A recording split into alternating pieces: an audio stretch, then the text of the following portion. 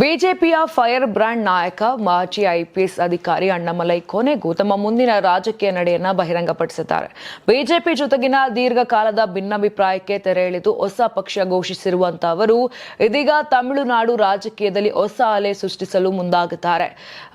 ಸಾಮಾಜಿಕ ಜಾಲತಾಣದಲ್ಲಿ ಲೈವ್ ಮೂಲಕ ಮಾತನಾಡಿರುವಂತಹ ಅಣ್ಣಾಮಲೈ ತಮ್ಮ ಹೊಸ ರಾಜಕೀಯ ಆಂದೋಲನಕ್ಕೆ ನಾವು ಜನರು ಎಂದು ಹೆಸರಿಡಲಾಗಿದ್ದು ಇದು ಸಂಪೂರ್ಣವಾಗಿ ಜನಕೇಂದ್ರಿತ ರಾಜಕೀಯ ವೇದಿಕೆಯಾಗಿರಲಿದೆ ಅಂತ ತಿಳಿಸಿದ್ದಾರೆ. ಕಳೆದ 18 ತಿಂಗಳುಗಳಿಂದ ಬಿಜೆಪಿ ನಾಯಕತ್ವದೊಂದಿಗೆ ಹಲವು ವಿಷಯಗಳಲ್ಲಿ ಭಿನ್ನಾಭಿಪ್ರಾಯಗಳಿದ್ದವು. ಈ ಕುರಿತು 2025ರಲ್ಲೇ ಪಕ್ಷದ ವರಿಷ್ಠರಿಗೆ ತಿಳಿಸುತ್ತೆ.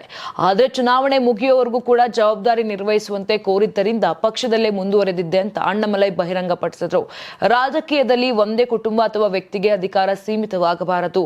ಸಾಮಾನ್ಯ ಹಿನ್ನೆಲೆಯ ವ್ಯಕ್ತಿಗಳಿಗೂ ರಾಜಕೀಯ ಅವಕಾಶ ಸಿಗಬೇಕು ಎಂಬುದು ತಮ್ಮ ನಂಬಿಕೆ ಅಂತ ಹೇಳಿದಂತ ಅವರು ವಂಶಾಡಳಿತ ರಾಜಕಾರಣದ ವಿರುದ್ಧ ತೀವ್ರ ವಾಗ್ದಾಳಿಯನ್ನ ನಡೆಸಿದ್ರು. ಇನ್ನು ಹೊಸ ಪಕ್ಷವು ಕೇವಲ ವಿಧಾನಸಭೆ ಚುನಾವಣೆಗೆ ಸೀಮಿತವಾಗದೆ ಸ್ಥಳೀಯ ಸಂಸ್ಥೆಗಳಿಂದ ಹಿಡಿದು ಎಲ್ಲಾ ಚುನಾವಣೆಗಳಲ್ಲಿ ಸ್ಪರ್ಧಿಸಲಿದೆ ಅಂತ ಸ್ಪಷ್ಟಪಡಿಸಿದ್ರು. ತಮಿಳುನಾಡಿಗೆ ಪಾರದರ್ಶಕ, ಭ್ರಷ್ಟಾಚಾರ ರಹಿತ ಹಾಗೂ ಸಮರ್ಥ ಆಡಳಿತ ನೀಡುವುದು ತಮ್ಮ ಪಕ್ಷದ ಪ್ರಮುಖ ಗುರಿಯಾಗಿದೆ ಎಂದರು. ಇದೇ ವೇಳೆ ಬಿಜೆಪಿ ತೊರೆದಿದ್ದರೂ ಪ್ರಧಾನಿ ನರೇಂದ್ರ ಮೋದಿ ಅವರ ಮೇಲಿನ ಗೌರವ ಅಚಲವಾಗಿದೆ ಅಂತ ಅಣ್ಣಾಮಲೈ ಹೇಳಿದ್ದಾರೆ.